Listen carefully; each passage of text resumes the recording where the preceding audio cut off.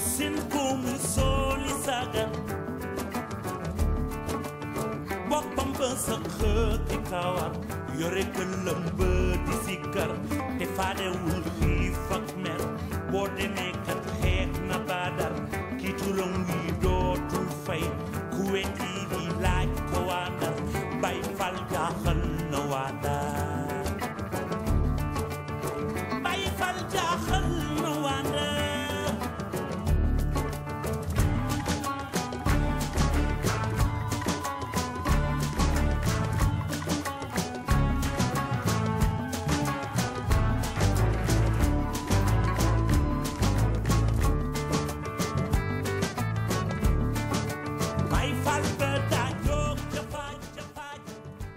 Nous sommes au Sénégal. La route sur laquelle nous roulons nous amène à la rencontre internationale sur les mouvements sociaux, le développement local et la coopération internationale de Saint-Louis. Ici, les routes pavées sont dangereusement abîmées, si bien qu'on leur préfère souvent l'accotement en terre battue.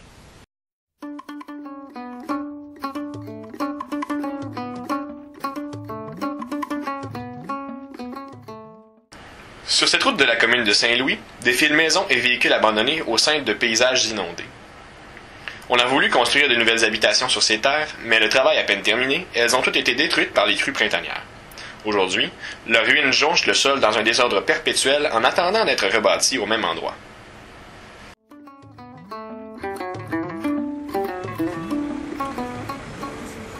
Le manque de planification urbaine et l'état délabré des infrastructures routières et autres sont des réalités caractéristiques des pays en voie de développement.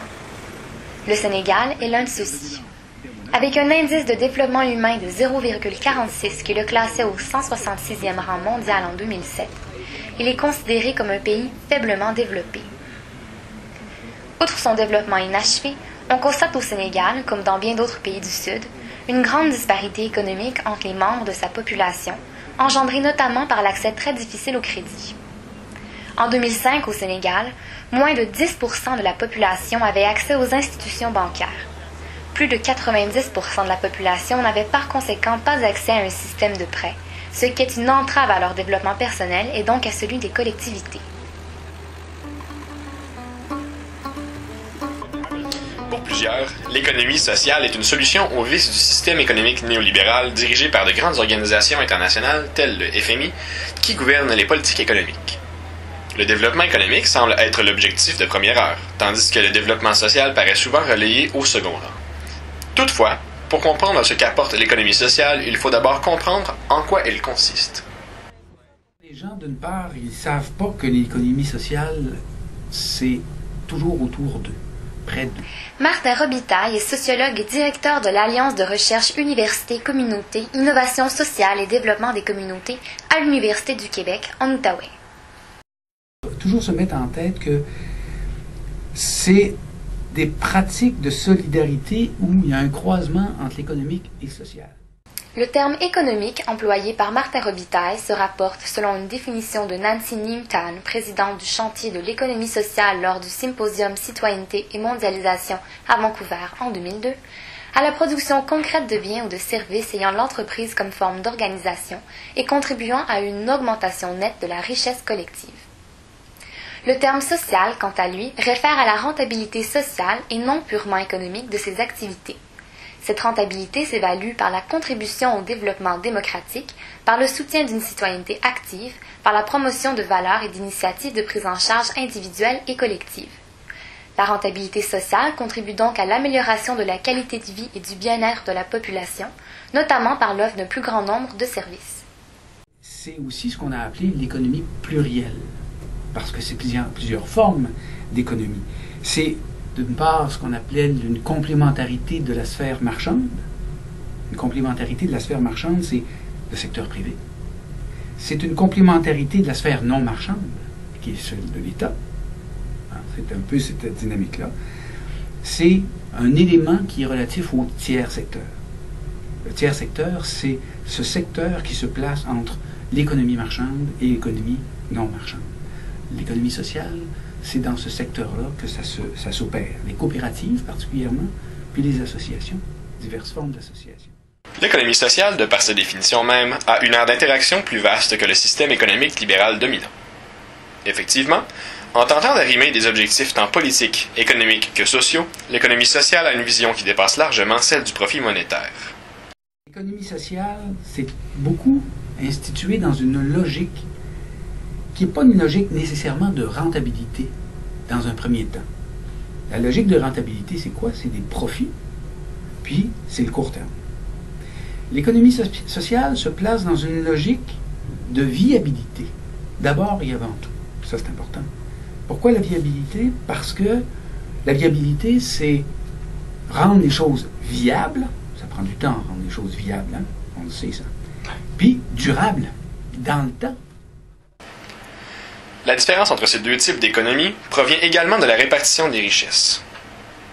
Alors, l'économie sociale, c'est une économie dans la société, bien évidemment, mais où systématiquement les retombées sont redistribuées et partagées, où le bénéfice du travail reste dans la communauté, reste dans la société.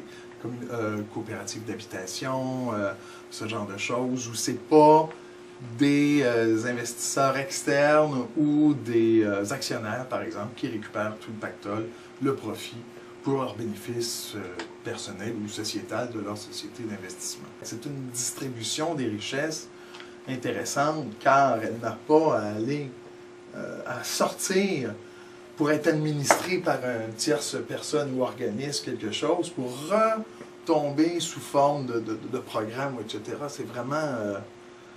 c'est de l'auto-économie, d'autogestion, si on peut dire. C'est vraiment... Ça peut être une alternative très intéressante dans des milieux locaux. Richard Marcouillet est membre du réseau Outaouais de solidarité internationale, au sein duquel il est le représentant du Cégep de l'Outaouais. C'est en tant que membre et représentant de cet organisme qu'il a assisté en février 2011 au colloque sur la coopération internationale à Saint-Louis. On avait visité une fabrique, une transformation de légumes.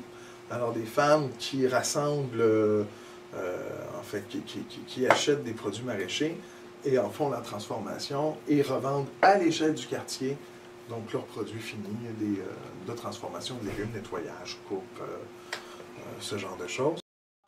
Ce sont des fruits séchés, cocos séchés, tomates, il y a beaucoup de choses qu'elles font.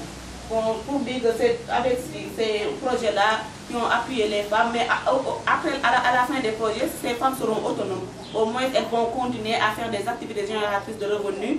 Elles ne vont pas attendre des partenaires pour faire des activités. Au moins, quand un partenaire vient, il va trouver ici, au moins sur place, quelque chose où les femmes vont toujours s'activer dans les activités. On est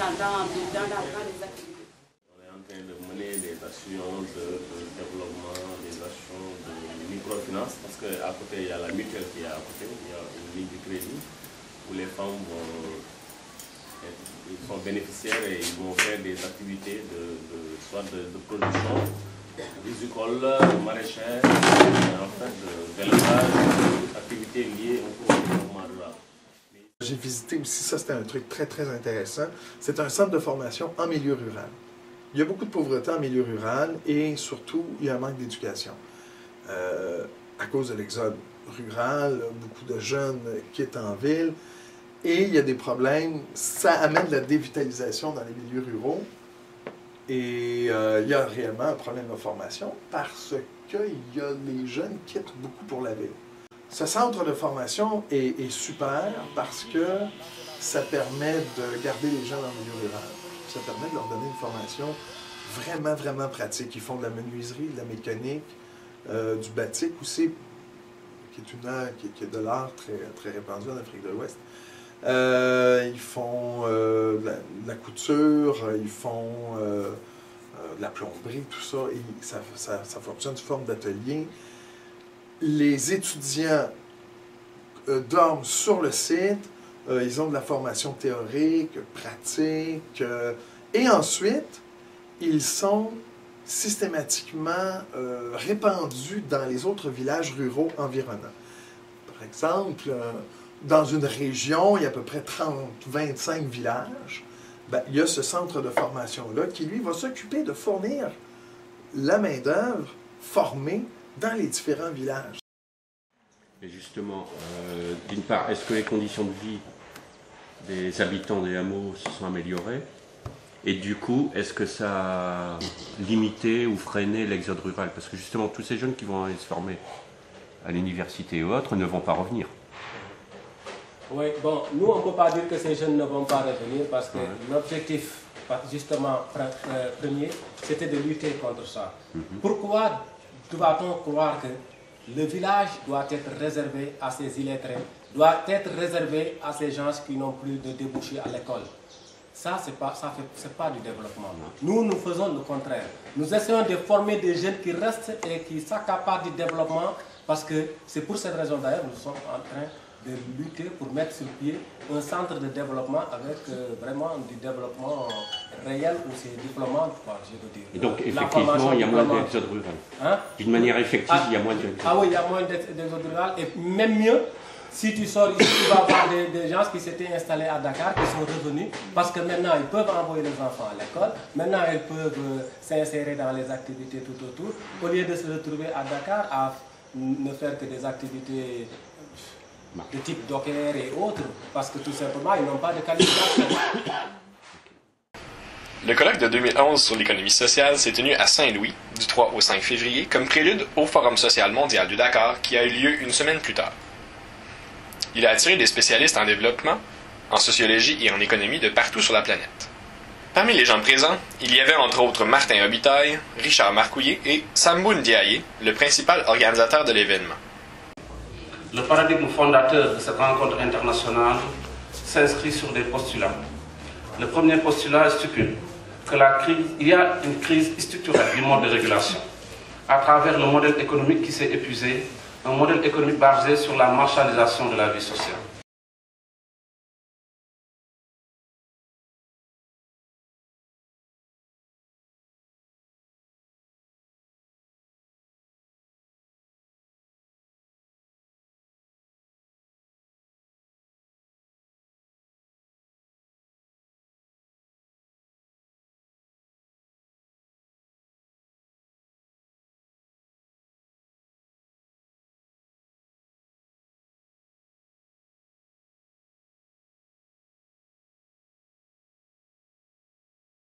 Des colloques comme ça, il y en a eu plusieurs. Celui-là était très important. D'une part, parce qu'il situait la question de l'économie sociale dans une perspective autre que chez nous. C'est le Nord et le Sud. Et comment partager, dans le fond, des expériences d'économie sociale entre le Nord et le Sud. Et ça, c'est important. Pourquoi? Parce que l'économie sociale repose beaucoup sur des éléments de développement local. Alors, des expériences qui se passent au Sud en développement local, liées à l'économie sociale et au Nord, il y a beaucoup de choses à apprendre mutuellement, soit dit en passant. C'est pas du Nord vers le Sud, c'est aussi du Sud vers le Nord, et ça, c'est important. C'est un réseautage aussi. Ça permet de faire ces réseautages-là. C'est des partages d'expériences et de pratiques, c'est aussi fondamental. Et c'est le développement de connaissances. Parce que derrière ça, il faut étudier la question de l'économie sociale pour mieux comprendre son développement, puis mieux renforcer les éléments de développement de cette économie qui est si particulière et intéressante pour les collectivités au centre. Mais l'autre postulat fondateur de cette rencontre, c'est qu'à côté de l'Afrique qui se défait, se construit une Afrique qui se refait. Cette Afrique qui se refait, c'est l'Afrique des collectivités locales engagées dans des processus de développement local. C'est l'Afrique des mouvements communautaires engagés dans des innovations au sein de leurs quartiers et de leurs organisations. C'est l'Afrique des coopératives, c'est l'Afrique des mutuelles d'épargne de crédit, c'est l'Afrique du mouvement citoyen, c'est l'Afrique de l'économie populaire. Pour nous, au lieu de se limiter à ce paradigme de crise qui est un paradigme épuisé, il faut s'inscrire désormais dans le paradigme de l'Afrique qui se refait. Le colloque de février dernier à Saint-Louis, au Sénégal, s'inscrivait dans une démarche de réflexion sur l'économie sociale en Afrique, mais aussi partout.